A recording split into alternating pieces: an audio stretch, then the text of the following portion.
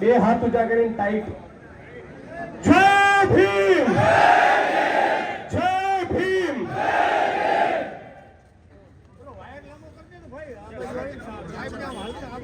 આજે સવારે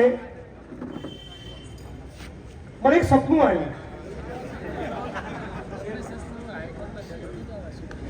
અને મેં સપનામાં એક સુવર જોયું.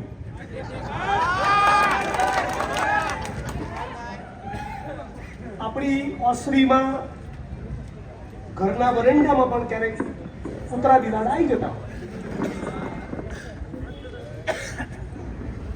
સુવરને જોયું, મેં પૂછ્યું શું નામ હતું? તો કે જગદીશ.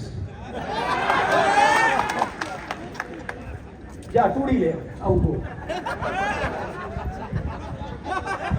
તોડી લે, તોડી લે.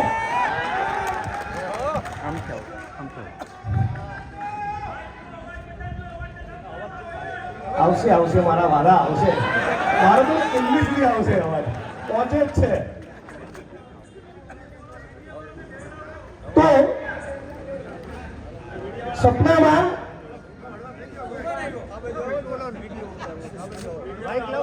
સપનાની અંદર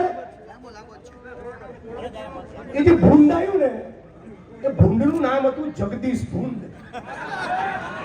બોલો શું નામ હતું?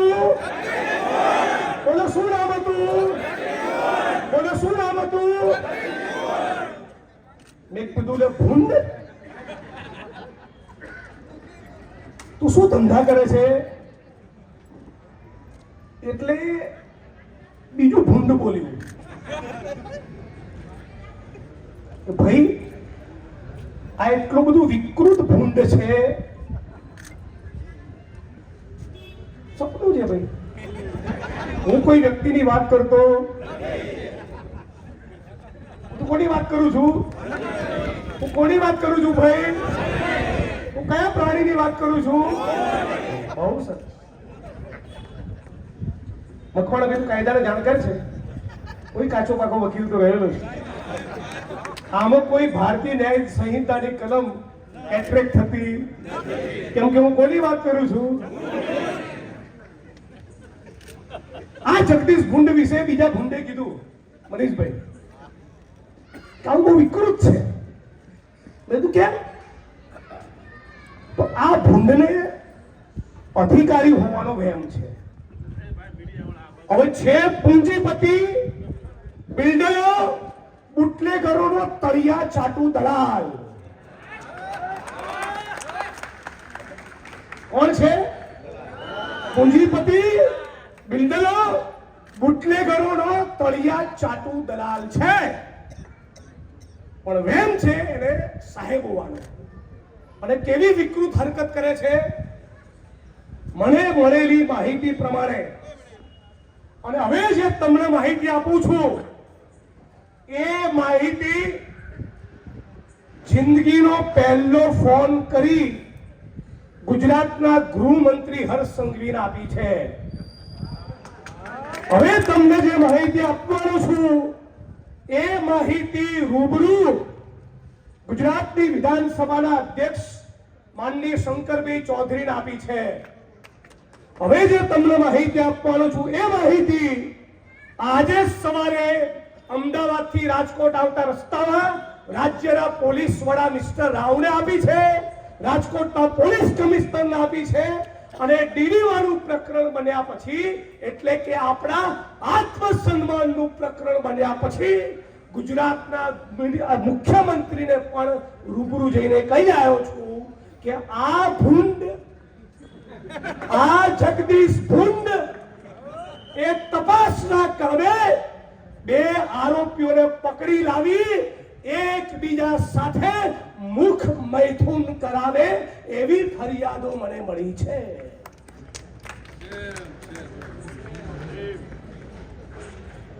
અને ગુજરાતના ગૃહમંત્રી, વિધાનસભાના સ્પીકર અને ગુજરાતના મુખ્યમંત્રીને જ્યારે મેં કહ્યું ત્યારે મેં એવું કહ્યું હતું કે માનનીય હર્ષભાઈ, ત્યારે માનનીય કીધું હતું, માનનીય હર્ષભાઈ, માનનીય મુખ્યમંત્રી શ્રી, મારા મા બાપ અને મારી 8 વર્ષની અને 3 વર્ષની દીકરી સમાન મારી ભત્રીજીઓની સોગંદ છે, જો હું ખોટું બોલું તો મને રાજકોટમાંથી નવી આવી માહિતી મળી છે કે ત્યાં એક જગદીશ ભુંડ એ 2 આરોપીઓને એકબીજા સાથે ગુદા મૈથુન પણ કરાવે છે, મુખ મૈથુન કરાવે છે અને કુસ્સી ટોકના એક આરોપીનો પગ તોડી નાખ્યો અને એક આરોપીની કિડની પણ ફેલ કરી નાખી છે.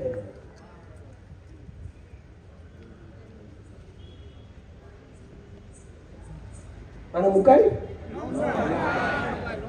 મુકાય અમે મારી ભાષા વિશે તો ચર્ચા કરે જ છે, મીડિયા વાળા કરવા દો 2 દાડા. નો ટેન્શન બી ટેન્શન છે કોઈને? કોઈ ટેન્શન નથી. અમને આના વગર કરંટ નહીં આવે, મને આવડે છે, અમને જો ડીલ કરતા આવડી ગયું છે. આપણે એક જ માંગણી કરવાની છે કે આ જગદીશિયાની સામે ફોજદારી ગુનો દાખલ થવો જોઈએ. ટ્રાન્સફર નહીં, પર્યાપ્ત નથી. ટ્રાન્સફર, સસ્પેન્શન પણ પર્યાપ્ત નથી. એને ફોજદારી ગુનો દાખલ થાય, એના રિમાન્ડ માંગવામાં આવે અને જે જગ્યાએ ચરબી કુદારી છે એ જ જગ્યાએ રિમાન્ડના કામે લાવવામાં આવે, ત્યારે આ તરણી થશે.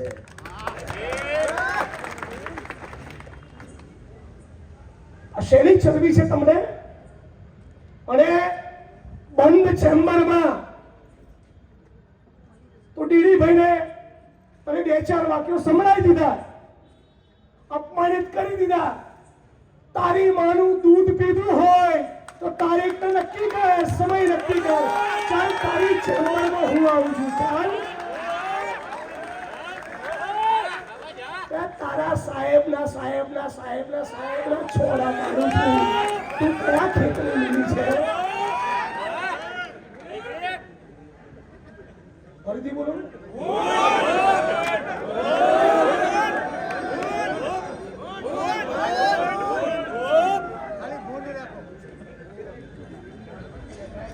કેવી બળતરા થતી હતી મારાથી આ લોકોને. મને આસામ લઈ ગયા ને, ત્યારે એસપી ને કીધું હતું નેતા હોય, બીજા પ્રદેશમાંથી આવ્યો હોય, થોડીક આવ ભગત કરે. હમણાં તો સાચવેલ પાછળ તો તમારી આ આવ ભગતની મને જરૂર નથી. કરોડ રજ્જુ ખાલી એટલી મજબૂત રાખી હોત ને તો મને ગમત. છેડતીની ફરિયાદ નથી કરવાની. રાષ્ટ્રદ્રોહની કરી હોત, યુએપીએની કલમ લગાડી હોત તો લાગે કે મારા ટક્કરની તમે કલમ લગાડી, છેડતીની લગાડી. આ લોકોની આ જ ઓકાત છે, આના સિવાય કોઈ ઓકાત નથી. મેં બધા નેતાઓને અને ઓફિસરોને બહુ કરીબથી જોઈ લીધા, બહુ નજીકથી. આટલું બધી ચરબી, આટલો બધો ફાટવા એ જનતા ઉપર કરે છે, લડનારા માણસો ઉપર આટલો પાવર કરે છે. તમે જોયો કોઈને કે કોઈ ઉદ્યોગપતિને જેલના સળિયા પાછળ મોકલ્યો? ચાલ તારા બહુ પાણી તો કર, હેડ કર. રાજકોટ શહેરના કોઈ ટોપના કલુ ભગત જમીન માફિયા બિલ્ડરની અંદર નાખ તો ખબર પડે. તું બહુ પાણીવાળો હોય અને બરાબર તારી માને ધાવણ થયું હોય,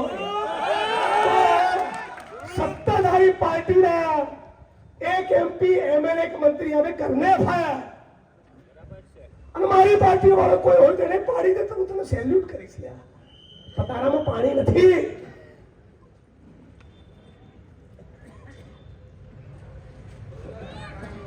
ક્રાઇમ બ્રાન્ચના લોકઅપની અંદર લોકોને ઉલટા લટકાવી ગુપ્તાંગો પર કરંટ આપવા બહુ સહેલા છે, પણ આ દેશની માટી સાથે ગદ્દારી કરનારા મોટા પૂંજીપતિ, બિલ્ડરો, ઉદ્યોગપતિઓ અને નેતાઓને એક દિવસ માટે પણ જેલનો આટો ખવડાવો તો ખબર પડે કે કેટલા વિશે સોર થાય અને તો ખબર પડે કે આના આઈએસ આઈપીએસ કહેવાય. તમારી બધી ચરબી, તમારો પાવર આમ જનતા આગળ નીકળે છે. સામાન્ય જનતા પર તમે ટણી કરો છો. આજે પોલીસ કમિશનરને મેં વિડીયો મોકલ્યો. મેં અને ડીડી સોલંકી અને બીજા મિત્રો નરેશભાઈ સાગઠિયા વગેરે આજે રાજકોટ સિવિલની મુલાકાતે ગયા. કોળી પટેલ સમાજનો એક પત્રકાર, શું નામ?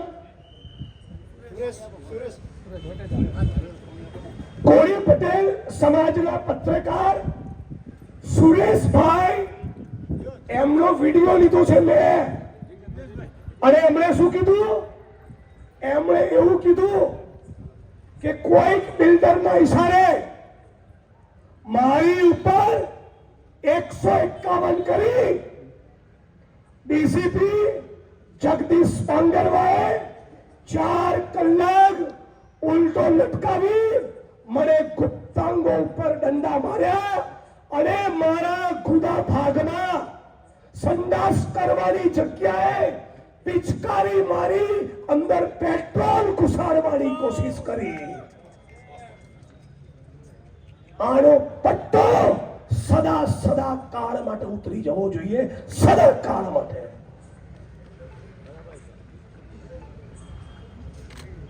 આટલી વિકૃતિ આવે છે ક્યાંથી? ભાઈ તું માણસ છે કે નહીં?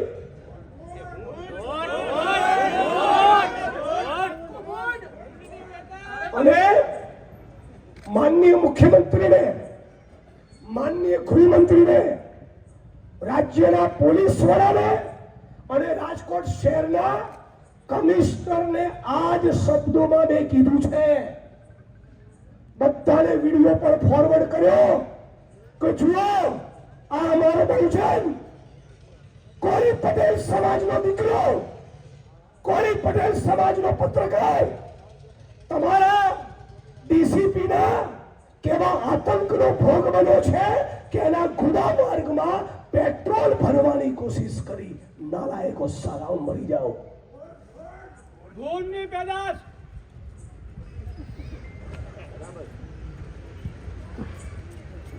એટલે વાત ફક્ત ડીડી સોલંકીની નથી. વાત આવી જેટલી પણ ઘટનાઓ બની એ તમામનો સાથે મળીને ન્યાય લેવાનો છે. ઉના કાંડની ઘટનાને આજે બરાબર 10 વર્ષ થયા. રાજ્યની પોલીસે ચાર્જશીટમાં તપાસના અંતે કીધું કે જે ગાયનું મારણ થયું એ ગાયની બોડી પરથી એશિયાટિક લાયનના વાળ, દાંત અને નખના નિશાન જોવા મળેલા. મતલબ કે જીવતી ગાયને મારી નહોતી, ગાયનું મારણ સિંહે કરેલું. અને વસરામભાઈ, રમેશભાઈ, એમના પિતા બાલુ કાકા અને તમામે તમામ ભોગ બનનારા લોકોએ જેટલા પણ આરોપી હતા બધાની સામે જડબે સલાક જુબાની આપી. અને છતાં 42 માંથી 5 ને સજા અને બાકીના 36 ને છોડી દીધા.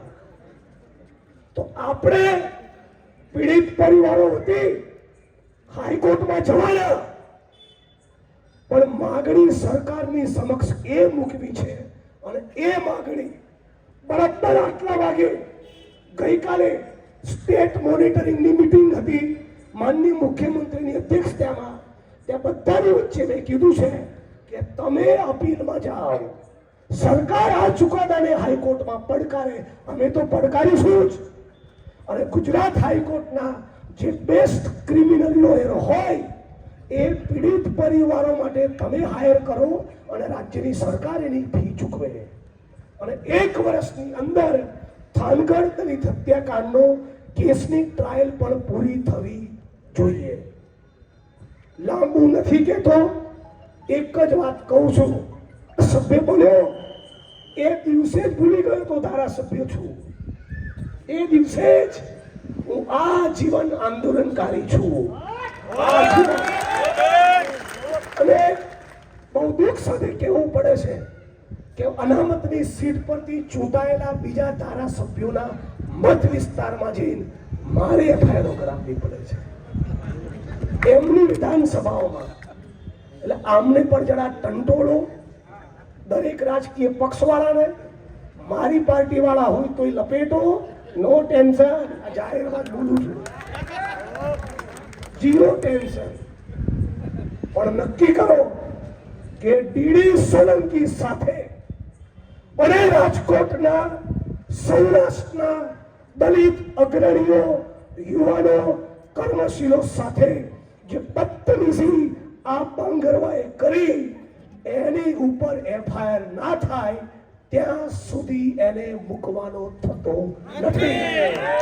અને એના માટે મારી વાણીની વિરામ આપતા પહેલા મારો પ્રસ્તાવ બહુ 14મી એપ્રિલ ઉજવવાના શોખ છે, આવું છે એને કીધું એને પરચો 14મી એપ્રિલે જ પૂરવો જોઈએ.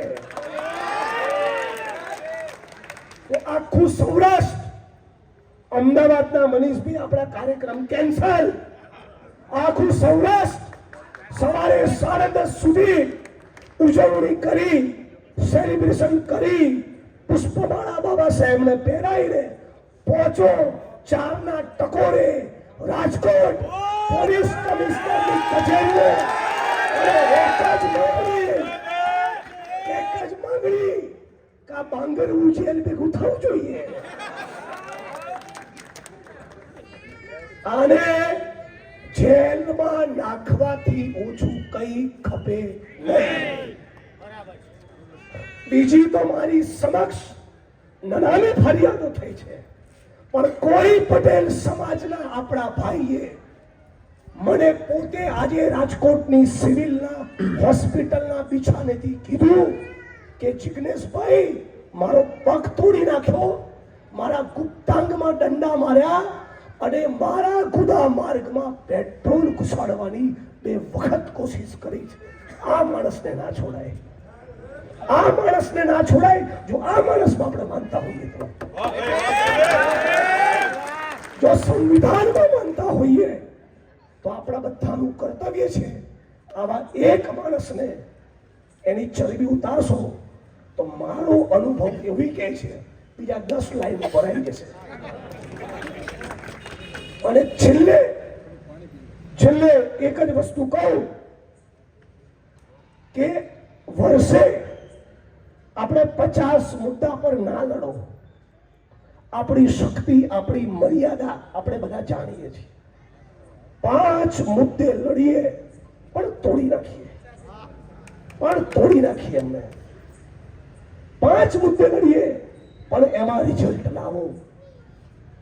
આજે પણ ગુજરાતમાં દલિતોની માલિકીની, દલિતોને ફાળવેલી 20,000 એકર જમીનમાં બીજા ઘૂસેલા છે. આપણે વાત કરીએ છીએ સત્તા પ્રાપ્તિની, કરવો જ છે એનો સંઘર્ષ સત્તા પ્રાપ્તિનો. એ થાય ત્યારે થાય, પણ આ 20,000 એકરના કબજા લેવાના કે નહીં? એની બજાર કિંમત 10,000, 5-10,000 કરોડ થાય. એટલે આશા રાખીએ છીએ કે 14મી એપ્રિલ બધા જોડે સડાક કરીએ. હું એક દિવસ પહેલા આવી જઈશ. આખા સૌરાષ્ટ્રમાં તાલુકે ગામે ગામ મેસેજ આપો. અને મહીસાગરમાં કલેક્ટર નેહા કુમારી દુબે આદિવાસી દલિતો એટ્રોસિટીના કેસ ખાલી બ્લેકમેલિંગ માટે કરે છે. 22 દિવસ હું ત્યાં પડ્યો રહ્યો હતો. 22 દિવસ કલેક્ટર પદ ગયું, સાયન્સ ટેકનોલોજીમાં મૂકી દીધા છે. 2 મહિના મંત્રીઓ વગાડે છે. આ ભાઈ માટે 22 દાડાના બદલે 32 દાડા આવવું પડશે તો આવીશ. અમે રાજકોટ વાસીઓ તમે જાણો જ છો, અગ્નિકાંડના પીડિતો માટે 28 દિવસ હતો જ.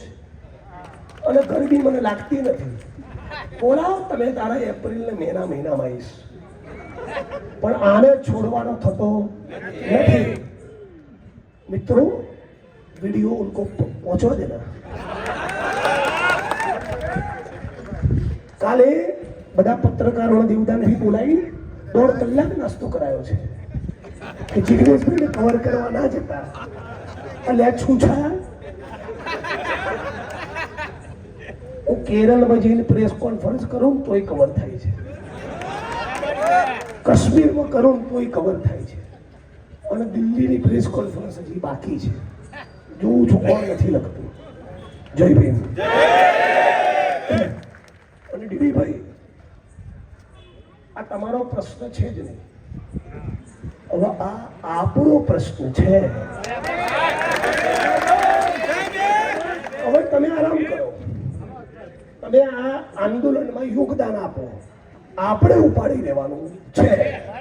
એ જ પ્રમાણે કોળી પટેલ સમાજને પણ આખા સૌરાષ્ટ્રના દલિતો વચન આપીએ છીએ કે તમે પણ ફૂંફાળો મારો, અમે પણ ફૂંફાળો મારીએ, અને બે ભેગા થઈને આ બાંગરવાની સામે ફોજદારી ગુનો દાખલ કરાવીએ. જય ભીમ, જય ભારત, જય સંવિધાન.